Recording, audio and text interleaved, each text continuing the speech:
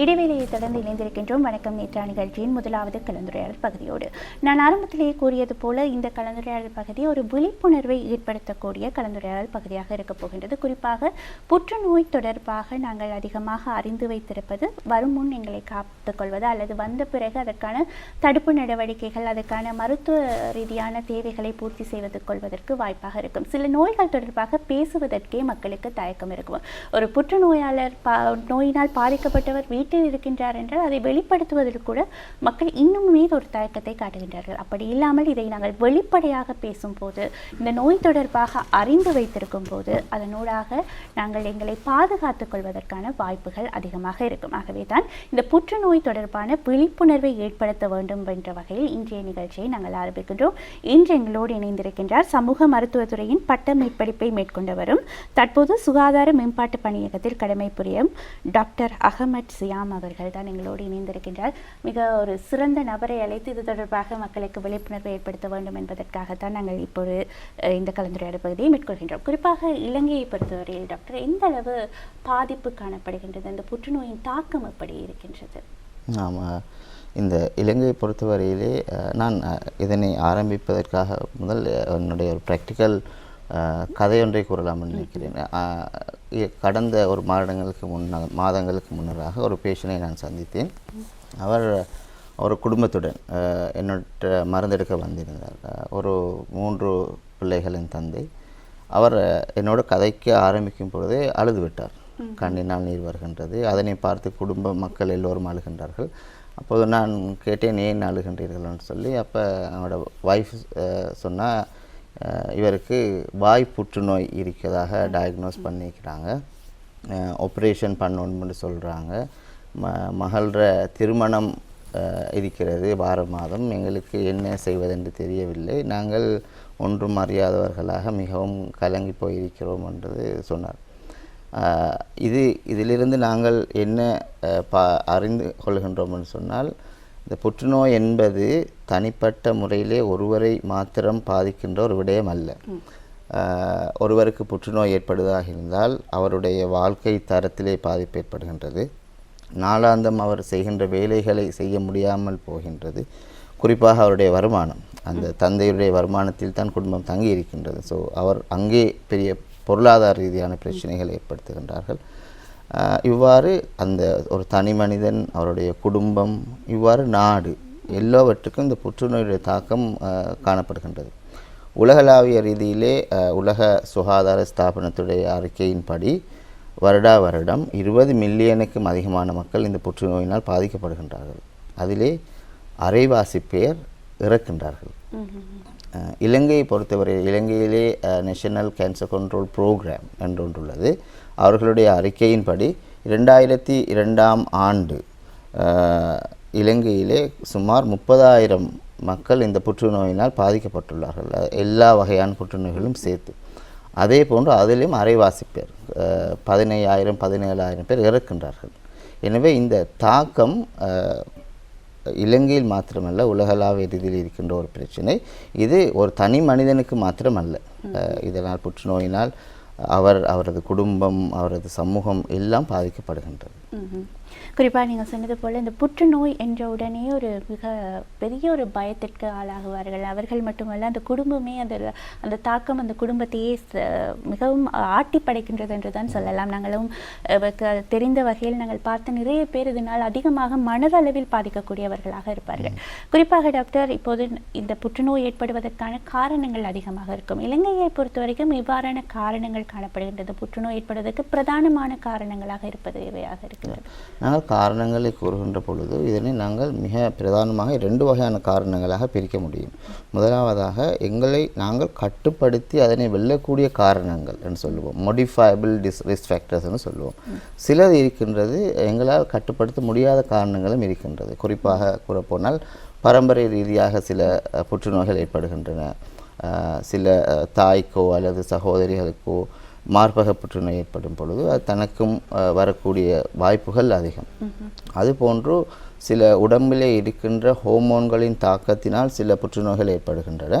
அவ்வாறான ஹோமோன்கள் அதிகமாக சுரக்கின்ற பொழுது அதற்கும் புற்றுநோய்கள் வர சான்சஸ் இருக்கிறது.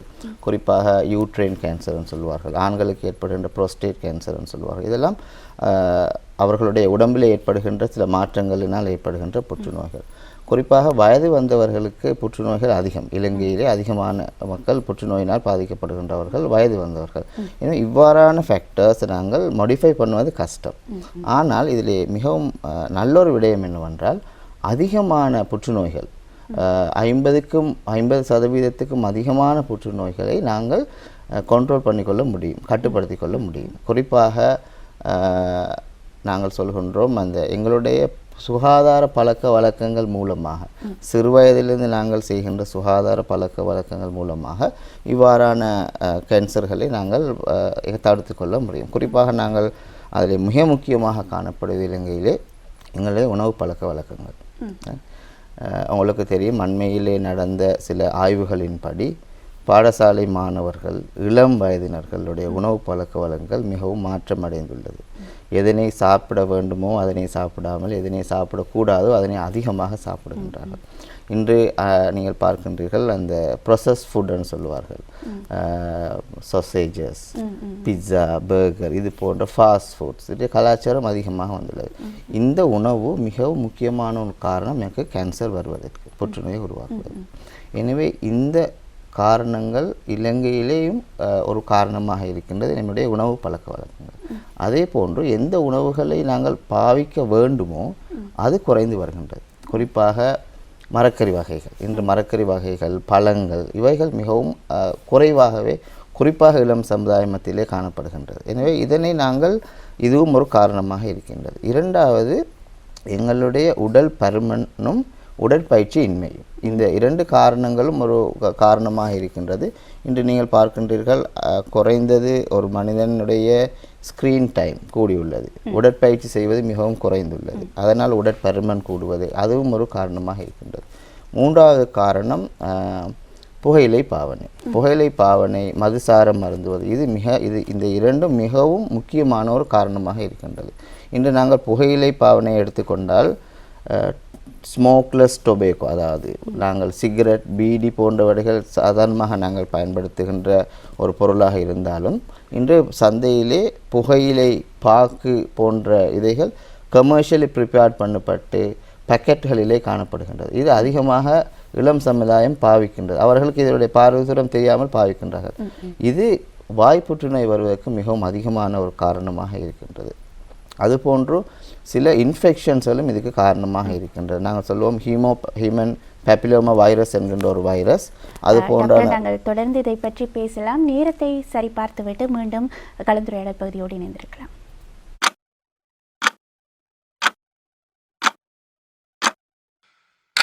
கமர்ஷியல் கிரெடிட் ரன்னய பொன்னான வாழ்க்கைக்காக.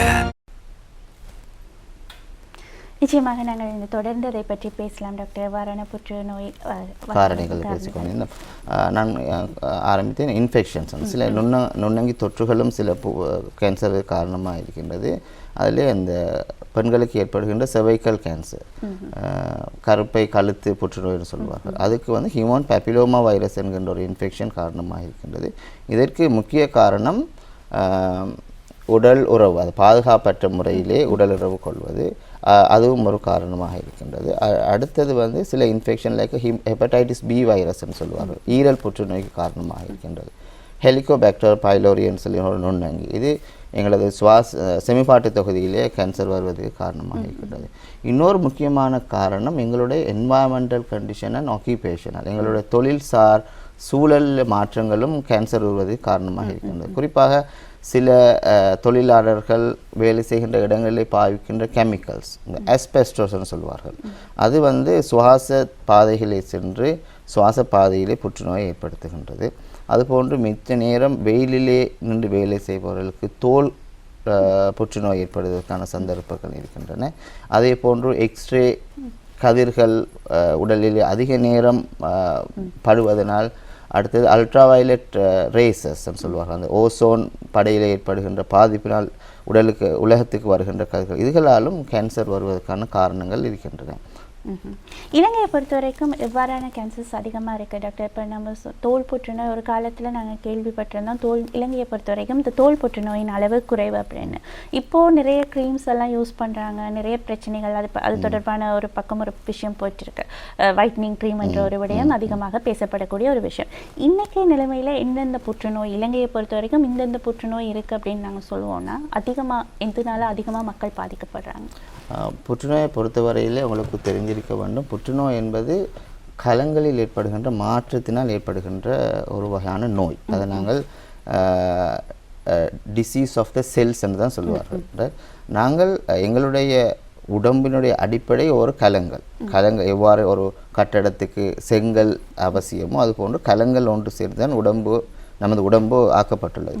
எனவே கலங்களிலே காணப்படுகின்றது டிஎன்ஏ என்கின்ற ஒரு அமைப்பு. இந்த டிஎன்ஏயில் ஏற்படுகின்ற மாற்றம்தான் அந்த கலம் அன்கண்ட்ரோலபிள் க்ரோத்ன்னு சொல்வார்கள். அதாவது தன்னை கட்டுப்படுத்தி கொள்ள முடியாமல் அதிகமாக வளர்வது. இதைத்தான் டியூமர்ஸ் என்றும் கேன்சர் என்றும் சொல்வார்கள். எனவே உடலில் உள்ள எல்லா உறுப்புகளிலும் கேன்சர் வருவதற்கான சாத்தியப்பாடுகள் இருக்கின்றன.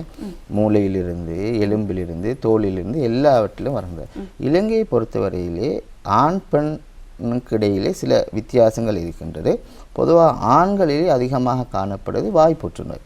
வாய் புற்றுநோய் என்ற பொழுது எங்களது நாக்கு, வாய்க்குழி, அதே மாதிரி உதடு போன்ற இடங்களிலே இந்த புற்றுநோய்கள் ஆண்களுக்கு வருகின்றன. அதே போன்று குடலில் ஏற்படுகின்ற ரெக்டல் கேன்சர்னு சொல்வார்கள், அவ்வாறான கேன்சர்கள் வருகின்றது. அதே போன்று ப்ரோஸ்டேட் கேன்சர் ஆண்களுக்கு காணப்படுகின்றது. அதே மாதிரி தைராய்டு கேன்சர் இதுகளும் காணப்படுகின்றது. பெண்களை பொறுத்தவரையில் மிகவும் அதிகமாக காணப்படுவது மார்பக புற்றுநோய், பிரஸ்ட் கேன்சர். இப்போ இந்த மாதம் அக்டோபர் மாதம் மார்பக புற்றுநோய்க்கான மாதமாக அறிவிக்கப்பட்டு அதற்குடைய விழிப்புணர்வு நடவடிக்கைகள் நடைபெறுகின்றன. அதே போன்று பெண்களுக்கு அதிகமாக வருவது யூட்ரைன் கேன்சர், கருப்பை கற்றுநோய், கருப்பை கழுத்து cervical கேன்சர், தைராய்டு கேன்சர் இவ்வாறு வருகின்றது. இது எலும்பு, தோல் இதுகளிலும் கேன்சர் வருவதற்கு காரணமாக இருக்கின்றது. அண்மை காலமாக அந்த நீங்கள் கூறியது போன்று இந்த வைட்னிங் க்ரீம் பாவிப்பதனால் ஏற்படுகின்ற பாதிப்புகளை பற்றி நாங்கள் கூறியிருந்தோம். அதிலும் ஒரு காரணம் இந்த தோல் புற்றுநோய்க்கு ஒரு காரணமாக அதுவும் காணப்படுகின்றது. மிக முக்கியமான இன்னொரு கேள்வியும் கேட்க வேண்டும் டாக்டர். இப்போ இந்த ப்ரைவேட் பார்ட்டில் ஏற்படக்கூடிய மாற்றங்களை நாங்கள் அந்த வெளிப்படையாக பேசுகிறது குறைவு. ஆண்களாக இருக்கட்டும், பெண்களாக இருக்கட்டும், ஏதோ ஒரு வகையில் அது ஒரு கட்டி வருது, ஏதோ ஒரு பிரச்சனை வருதுன்னா அதை பேசுகிறது குறைவு. இப்பயும் அந்த தயக்கம் இருக்கா மக்கள் மத்தியில்? அப்படி எதுவும் ஒரு மாற்றம் வரமாக இருந்தால் எப்படி நாங்கள் அதை பார்த்து சொல்ல வேண்டும், ஒரு மதித்திரை எப்படி நாட வேண்டும் என்பதை நாங்கள் பொதுவாக மக்கள் மத்தியிலே இந்த கட்டிகள் மாற்றங்கள் உடலில் ஏற்படும் போது ஒரு பயம் ஏற்படுவதனால் அதனை பொதுவாக இலங்கையிலே அதனை வைத்து கொண்டு பார்த்து கொண்டு இருப்பதில்லை. ஒரு வைத்தியரிடம் சென்று அவர்கள் கேட்கின்றனர். அது மிகவும் முக்கியமான ஒரு நல்ல ஒரு விடயம் இலங்கையிலே நாங்கள் பார்க்கின்ற ஒரு விடயம். குறிப்பாக இந்த cervical கேன்சர் என்கின்ற பொழுது பிரைவேட் பார்ட்டிலே வருகின்ற கேன்சர் இலங்கையிலே கோமனாக பெண்கள் மத்தியிலே காணப்படுகின்றது. உங்களுக்கு ஏதாவது மாற்றங்கள் தெரிந்தால், இரத்தம் போகிறது மாதிரி இல்லை யூரின் போகிற இடங்களிலே நோவு போன்ற விடயங்கள் இருந்தால், ஏதாவது மாற்றங்கள் இருந்தால், சில நேரங்களில் வித்தியாசமான டிஸ்சார்ஜஸ், வைட்டஸ் டிஸ்சார்ஜஸ் போடுறோம், அதுபாறு இருந்தால் கட்டாயம் ஒரு வைத்தியரை நாடி அதுக்குரிய விளக்கங்களை கேட்டுக்கொள்வது முக்கியமாக இருக்கின்றது.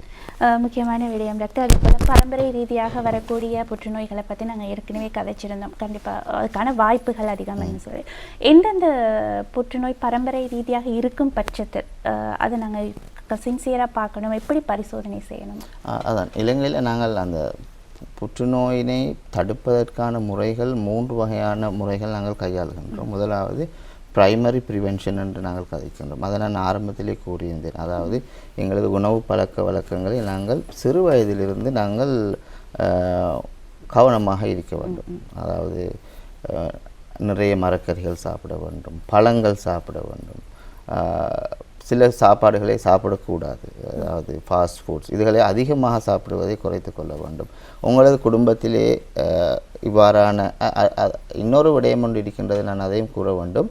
குடும்பத்திலே கேன்சர் இருப்பதனால் மாத்திரம் தனக்கு புற்றுநோய் வரும் அல்லது தனது குடும்பத்திலே புற்றுநோய் யாருக்கும் இல்லை அதனால் எனக்கு புற்றுநோய் வராது என்கின்ற மனப்பாங்கும் இருக்கின்றது. அவ்வாறு அல்ல.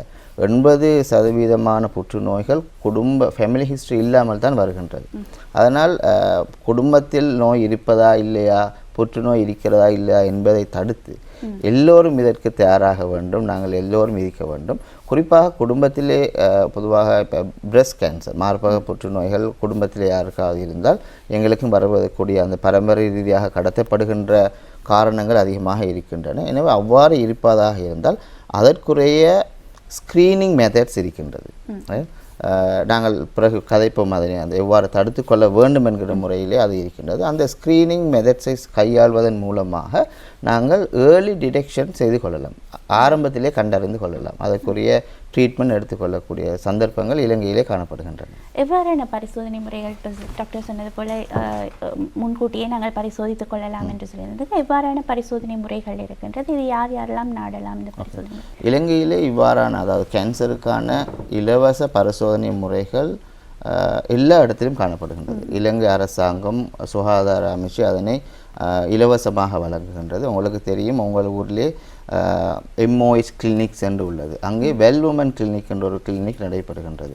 அங்கே 35 வயதுக்கு மேற்பட்ட அல்லது அனைத்து பெண்களும் சென்று அந்த வெல் உமன் கிளினிக்குடைய சேவையை பெற்றுக்கொள்ளலாம். அங்கே அதிகமான கேன்சருக்கான ஸ்க்ரீனிங் ஃபெசிலிட்டிஸ் உள்ளது. உதாரணமாக பிரஸ்ட் கேன்சருக்குரிய அவர்கள் செல்ஃப் பிரஸ்ட் எக்ஸாமினேஷன் பொதுவாக கூறுகின்றால் 20 வயதுக்கு மேற்பட்ட அனைத்து பெண்களும் மாதம் ஒரு தடவையாவது இந்த பிரஸ்ட் கேன்சருக்குரிய செல்ஃப் பிரஸ்ட் எக்ஸாமினேஷனை செய்து கொள்ள வேண்டும் என்று கூறுவார்கள்.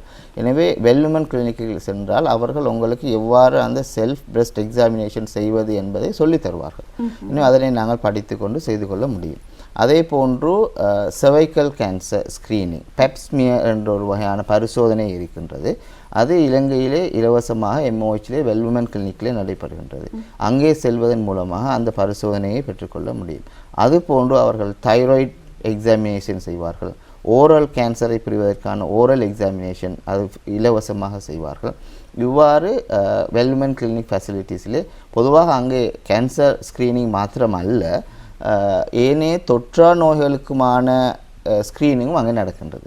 உங்களுடைய உடல் எடையை அவர்கள் பரிசோதிப்பார்கள். அது கூடவாக இருக்கும் பொழுது அதற்குரிய பரிசோதனை, அதை என்ன செய்ய வேண்டும், அதை எவ்வாறு குறைத்து கொள்ள வேண்டும் என்பது பற்றிய ஆலோசனைகளை அவர்கள் வழங்குவார்கள்.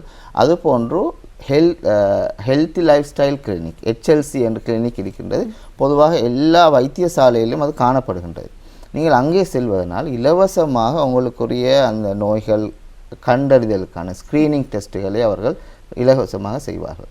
அதுபோன்று நேஷனல் கேன்சர் கண்ட்ரோல் ப்ரோக்ராம் கொழும்பிலும் ஏனைய இடங்களிலும் கேன்சர் ஸ்க்ரீனிங் சென்டர்ஸ் என்று இருக்கின்றது. கொழும்பிலே நாரகம்பிட்டி என்ற இடத்திலே இருக்கின்றது.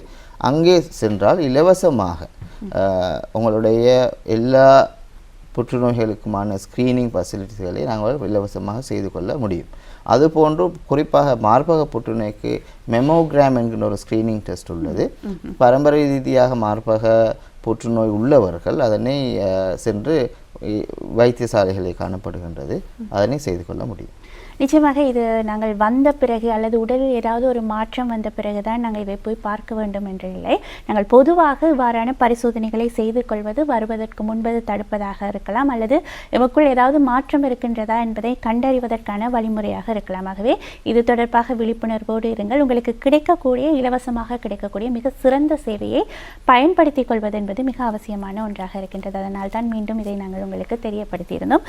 குறிப்பாக டாக்டர், இப்போது ஒருத்தருக்கு புற்றுநோய் என்று அறியப்பட்டவுடன் நாங்கள் ஆரம்பத்திலே கதைத்தது போல பயம் வரும். அடுத்தது யார் என்ன சொன்னாலும் அதை கேட்கக்கூடியவர்களாக மாறிவிடுகிறார். இந்த டாக்டரை பாருங்கள், இந்த வைத்தியத்தை பாருங்கள், வைத்தியத்தை தாண்டி மூட நம்பிக்கைக்குள் கூட சென்று விடுகின்றார்கள். இது எந்த அளவு பாரதூரமான விளைவை ஏற்படுத்தும் டாக்டர்? நான் ஆரம்பத்திலே கூறியது போன்று இது ஒரு மிகவும் ஒரு பயத்தை ஏற்படுத்துகின்ற ஒரு நோயாக காணப்படுகின்றது. அதற்கு காரணம் எங்கள் மனப்பான்கள் இருக்கின்ற சில மாற்றங்கள். நாங்கள் ஒரு நோயொன்று வரும் பொழுது அதனை எவ்வாறு அணுக வேண்டும், அதாவது இதனை ஹெல்த் லிட்ரஸின்னு சொல்லுவார்கள் இலங்கையிலே. ஒரு நோய் வந்தால் அதனை யாரிடம் சென்று அணுக வேண்டும், எவ்வாறு அறிந்து கொள்ள வேண்டும், அதற்கு எங்களை எவ்வாறு தயார்படுத்தி கொள்ள வேண்டும் என்கின்ற அந்த அறிவு எங்களுக்கு கட்டாயம் அவசியம். பொதுவாக இந்த கேன்சர் ஏற்படுகின்ற பொழுது அல்லது புற்றுநோய் என்று டயக்னோஸ் பண்ணப்பட்டால் அதற்குரிய வைத்திய சேவைகள் இலங்கையில் இலவசமாக இருக்கின்றன. அங்கே சென்று அதற்குரிய சேவைகளை பெற்றுக்கொள்ள முடியும். இதற்கு 2-3 காரணம் இருக்கின்றது. முதலாவது, அவர்கள் நினைத்து கொண்டிருப்ப நான் ஆரம்பத்திலே கூறுவது போன்று எங்கள் குடும்பத்திலே யாருக்கும் கேன்சர் இல்லை. அப்போ இதனை கேன்சர் என்று அவர்களுக்கு கூறுகின்ற பொழுது அதில் ஏற்றுக்கொள்ள கஷ்டமாக இருக்கின்றது. அதனால்தான் அது முக்கிய ஒரு பிரச்சனையாக இருக்கின்றது. சிலர் நினைத்து கொண்டு இருக்கிறார்கள் இது வயது வந்தவர்களுக்கு மாத்திரம் வருகின்ற ஒரு நோய், இளம் வயது மக்களுக்கு வராது என்று சொல்லி. ஆனால் இன்று இளம் வயது மக்கள், சிறு பிள்ளைகளுக்கும் கேன்சர் வருகின்றது. 20 வயது 30 வயது என்று வயது வர்க்கம் இல்லாமல் இன்று வருகின்றது. எனவே எந்த வயதிலும் இது வரக்கூடிய ஒன்று. இதுக்கு பயப்பட வேண்டிய அவசியம் இல்லை. இன்று இலங்கையில் இருக்கின்ற நவீன சிகிச்சை முறைகள், சைடு எஃபெக்ட் மிகவும் குறைந்த சிகிச்சை முறைகள் காணப்படுகின்றன. எனவே அதற்குரிய உரிய வைத்தியசாலை சென்று, அது அரசாங்க வைத்தியசாலை இருக்கட்டும், பிரைவேட் ஹாஸ்பிட்டலாக இருக்க, எங்கே சென்றாலும் அதற்குரிய வைத்தியரை நாடி அதற்குரிய விடயங்களை கற்றுக்கொள்ள வேண்டும். இங்கே முக்கியமான ஒரு விடயம், எனக்கு ஒரு கேன்சர் வந்தால் நான் எனது நண்பர்கள் எனது குடும்ப உறுப்பினர்கள் சொல்வதை எந்த அளவு உண்மை, அல்லது எந்த அளவு அதில் உள்ள உண்மைத்தன்மையை அறிந்து கொள்ள வேண்டும். இப்போ ஒரு ஆளுக்கு வர ஒரு கேன்சர் இன்னொரு ஆளுக்கு அதே மாதிரி ட்ரீட்மெண்ட் பண்ண மாட்டார்கள். இப்போ பிரெஸ்ட் கேன்சர் பேஷண்ட் ஒன்றுக்கு ட்ரீட்மெண்ட் பண்ணுற மாதிரி செர்வைக்கல் கேன்சர் இல்லாட்டி வயிற்றில் வருகின்ற ஒரு கேன்சருக்கு ட்ரீட்மெண்ட் பண்ண மாட்டார்கள். சிலவருக்கு ஆப்ரேஷன் பண்ண சொல்லுவார்கள், சில ஆட்களுக்கு கீமோதெரபி செய்வார்கள், சில பேருக்கு ரேடியோ தெரப்பி செய்வார்கள். எனவே கேன்சர் புற்றுநோய் வந்த ஒருவருக்கு ஒரே மாதிரியான வைத்தியம் செய்வதல்ல. அடுத்தது ஒவ்வொருடைய ஸ்டேஜை பொறுத்தும் வைத்தியம் வழங்குகின்ற முறை மாறும். சிலவருக்கு ஆப்ரேஷன் பண்ணிவிட்டு வீட்டுக்கு அனுப்பி விடுவார்கள், சிலருக்கு ஆப்ரேஷன் பண்ணதுக்கு பிறகு கீமோதெரப்பி கொடுக்க வேண்டும்னு சொல்லுவார்கள். அது ஒவ்வொருடைய ஸ்டேஜை பொறுத்தது. எனவே அவருக்கு அவ்வாறு நடந்தது, எனக்கு இவ்வாறு நடக்கும் என்ற மாதிரி குழம்பி போகிற பிரச்சனைகள் தான் அதிகமாக இருக்கின்றது. எனவே ஒரு வைத்தியரிடம் சென்று இது சம்பந்தமான தெளிவான அறிவை பெற்றுக்கொண்டு அவர் சொல்கின்ற அந்த டிரெக்ஷனிலே செல்வது தான் இதுக்கு மிக முக்கியமான ஒரு காரணம். நாங்கள் இலகுவாக சைடு எஃபெக்ட் குறைந்து பிரச்சனை இல்லாமல் இதனை ட்ரீட் பண்ணி கொள்ள முடியும். குறிப்பாக நோயாளியை பராமரிப்பதை விட நோயாளியை பார்வையிட வருபவர்களை அவர்கள் சொல்லும் விடயங்களை கையாளுவது தான் மிக சிரமமான ஒரு விடயமாக இருக்கும். ஆகவே தெளிவான விடயங்களை செய்ய வேண்டும். குறிப்பாக டாக்டர், நீங்கள் சொல்லும்போது சிறு பிள்ளைகள் தொடர்பாக பேசியிருந்தீர்கள். சிறுவர்களுக்கும் புற்றுநோய், குறிப்பாக இலங்கையை பொறுத்த வரைக்கும் சிறு பிள்ளைகளுக்கு வருவதற்கான காரணம் எதுவாக இருக்கின்றது டாக்டர்? அதை தடுக்க ஏதாவது வழிமுறைகள் இருக்கின்றன? பொதுவாக சிறுவர்களுக்கு வருகின்ற புற்றுநோய்கள், அதிகமான புற்றுநோய்கள் ஜெனட்டிக் ரீதியாக வருகின்ற புற்றுநோய்கள் தான் காணப்படுகின்றன. அன்லஸ் சில புற்றுநோய்கள் பாரம்பரிய ரீதியாக வராமல் தாயினுடைய அல்லது பிள்ளை பிறக்கும்போது வயிற்றில் ஏற்படுகின்ற அந்த எக்ஸ்ரே கதிர்கள் இவ்வாறான இதுகளுக்கு ஏற்படும் போது வர சான்சஸ் இருக்கின்றது. ஆனால் பொதுவாக சிறுவர்களுக்கு வருகின்ற புற்றுநோய்கள் ஜெனட்டிக் மூலமாக கடத்தப்படுகின்ற புற்றுநோய்கள் தான் இருக்கின்றன. எனவே அந்த இன்று ஸ்ரீலங்காவிலே ஜெனட்டிக் ஸ்க்ரீனிங் என்கின்ற ஒரு முறை காணப்படுகின்றது.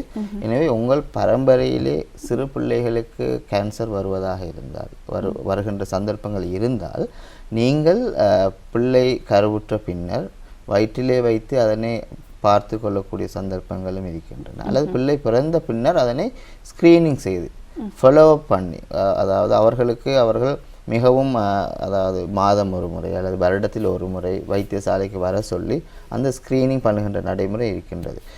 எல்லா புற்றுநோய்களுக்கும் மிக முக்கியமான ஒரு விடயம் ஏர்லி டிடெக்ஷன் என்பது, ஆரம்பத்திலே அதை கண்டறிவது.